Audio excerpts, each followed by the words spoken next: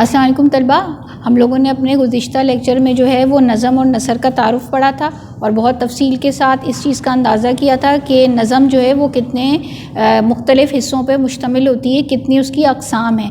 آج ہم اس کی پہلی قسم یعنی حمد پڑھنے جا رہے ہیں اور یہ حمد جو ہے وہ ہماری نصابی کتاب میں موجود ہے، ٹھیک ہے، جو ہماری 11ویں کی نصابی کتاب ہے۔ آپ کو یہ تو معلوم ہی ہوگا کہ نظم جو لکھنے والا ہے وہ شاعر ہے، اور وہ شاعر جو ہے اصل کاوش، اصل کوشش، اصل کمال اسی کا ہے۔ تو سب سے پہلے ضروری ہے کہ ہم اس کا تعارف حاصل کریں، مختصراً اس کے بارے میں جانیں کہ وہ کون ہے اور اس کی جو خصوصیات ہیں کلام کی وہ کیا ہیں۔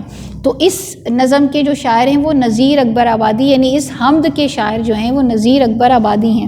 نذیر اکبر آبادی کا اگر اصلی نام دیکھیں تو ان کا اصلی نام سید ولی اللہ تھا، ٹھیک ہے، اور نذیر جو تھا ان کا تخلص ہے۔ تخلص آپ کو معلوم ہی ہوگا کہ تخلص وہ چھوٹا مختصر نام ہوتا ہے جو شعراء اپنے نام کے بجائے استعمال کرتے ہیں اپنے نظموں کے اندر، اور یہ عموماً مقطع میں استعمال کیا جاتا ہے آخری شعر کے اندر، ٹھیک ہے۔ اس کے بعد اگر ہم ان کے خطاب کی بات کر لیں تو خطاب انہیں عوامی اور جمہوری شاعر کہا جاتا ہے، یعنی عوامی شاعر بھی انہیں کہتے ہیں اور جمہوری شاعر بھی کہتے ہیں۔ اس کی کیا وجہ ہے؟ اس کی وجہ یہ ہے کہ نذیر اردو کے پہلے نظم گو شاعر ہیں، یعنی اگرچہ نذیر سے پہلے بھی نظمیں لکھنی جا رہی تھیں لیکن اس معیار کی نہیں تھیں جن کو نظم کہا جائے، یعنی عوامی نظم نہیں تھی۔ تو پہلی بار نذیر اکبر آبادی نے نظم کی جانب جو ہے توجہ دی، اگرچہ انہوں نے مختلف اصناف سخن میں طبع آزمائی کی، یعنی اگرچہ انہوں نے غزلیں بھی لکھی، رباعیات بھی لکھی ہیں، انہوں نے مثنویاں بھی لکھی ہیں، لیکن جو اصل ان کے جوہر تھے وہ تمام جوہر کہاں کھلے ہیں؟ نظم کے اندر، یعنی نظم ان کا اصل میدان ہے، اصل کمال کی جگہ ہے۔ اب آ جاتے ہیں ہم ان کے یعنی خصوصیات کلام کی جانب۔ تو ظاہر ہے جس طرح سے ہم نے یہ بات جانی کہ ان کی خصوصیات میں سب سے بڑی خصوصیت یہی ہے کہ انہوں نے نظم کو عوامی رنگ دیا، انہوں نے نظم کو پہلی بار عوام کے جذبات، احساسات اور خیالات کا جو ہے ترجمان بنایا۔ اسی وجہ سے ان کی جو سب سے پہلی بڑی خصوصیت کلام کی ہے وہ کیا ہے؟ عوامی زندگی کی ترجمانی، یعنی انہوں نے عوام کے مختلف طبقات کے مشاغل کو دیکھا، جو عوام کے مختلف طبقات، امیر، غریب، فقیر، بادشاہ، اس کے علاوہ جو دکھ ہیں، سکھ ہیں، کوئی مسرت ہے، کوئی خوشی کا مقام ہے، اسے یعنی اپنے نظموں کا حصہ بنایا۔ پھر ہندوستان کی تہذیب، یعنی اگر ہم ان سب کو ملا دیں تو ہمارے پاس ایک لفظ آتا ہے تہذیب، تمدن یا ثقافت کا۔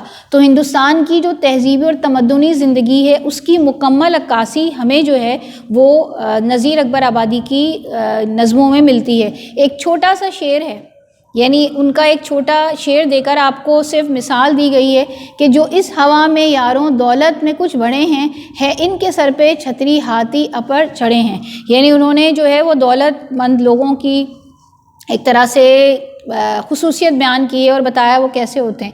پھر فطری شاعر یا فطری شاعری، یعنی نذیر نے جو ہے ان کے موضوعات جس طرح سے عوام ہیں اسی طرح کے فطری مناظر پر انہوں نے شاعری کی، یعنی ان کے بڑے موضوعات میں موسم، باغ، تہوار، یعنی انہوں نے ہر تہوار پر لکھا نظموں، اسی طرح مختلف موسموں پہ جیسے برسات کی بہاریں ہیں، جاڑے کے بارے میں، گرمی کے بارے میں ان کی نظمیں ہیں، پھر انہوں نے باغات کی جو بہار آتی ہے اس کے بارے میں لکھا۔ تو اس طرح سے انہوں نے اپنی نظموں کے اندر جو ہے وہ فطرت کی عکاسی کی۔ اگلا ان کا جو اہم ترین یعنی کلام کی خصوصیت ہے وہ ہے ماحول کی عکاسی، یعنی جس ماحول میں ہے، یعنی انہوں نے کوئی فلسفی نہیں تھے، نہ ہی انہوں نے اپنے فلسفے کو یا کہنا چاہیے کہ کوئی فلسفہ حیات دیا، یا انہوں نے یہ نہیں کہا کہ مطلب جیسے ہم تصوف کہنا چاہیے کہ کوئی جو مخصوص لوگ تھے انہوں نے بھی شاعری کی ہے۔ تو ان کی شاعری عوام کے لیے ہے، اس وجہ سے عوام کے لیے کہ ان کا مشاہدہ بہت زیادہ تیز تھا، یعنی وہ مشاہدے اور تجربے کو فوقیت دیتے تھے۔ اسی وجہ سے انہوں نے ماحول کے اندر کیا ہے، ہم کیا دیکھتے ہیں، ہمیں اپنے ارد گرد کیا نظر آتا ہے، ماحول ہے نا ہمارے ارد گرد، تو ہم ماحول میں جب غور کریں گے ہم اس کو دیکھیں گے کہ اس میں کیا خوبصورتی ہے اور کیا بدصورتی ہے، اس میں کیا چیز زیادہ ہے کیا چیز کم ہے، تبھی ہمیں اس کا اندازہ ہوگا اور تبھی ہم اس کا اظہار کر سکیں گے۔ تو یہ کام جو ہے وہ بہت بہترین انداز میں نذیر اکبر آبادی نے اپنی نظموں کے ذریعے سے کیا. اور اگر ہم بات کریں ان کی بہت ساری نظمیں مشہور ہیں لیکن ان کی 2 نظمیں ویسے تو آپ سنتے ہیں نا، آدمی نامہ، روٹی نامہ، خوش آمد، ان کی ایسی ہی نظمیں ہیں جس میں سے ایک صرف شعر آپ کو دیا گیا ہے. معاشی بدحالی جو اس دور میں تھی اس پر کیا دیا گیا ہے، آٹے کے واسطے ہے ہوس ملک اور مال کی، آٹا جو پال کی ہے تو ہے دال نال کی. ٹھیک ہے. اس کے علاوہ اب ہم آ جاتے ہیں ان کے چوتھے اہم ترین یعنی کلام کی خصوصیت پہ، جزیات نگاری. جز آپ کو معلوم ہے کسی چیز کے حصے کو کہتے ہیں، چھوٹی سی چھوٹی حصہ، اور اسی کی جو آگے جمع ہو جاتی ہے وہ جزیات ہو جاتی ہے. اجزاء، جزیات، جز، چھوٹی چھوٹی چیزیں دیکھنا، معمولی چیزوں پر غور کرنا.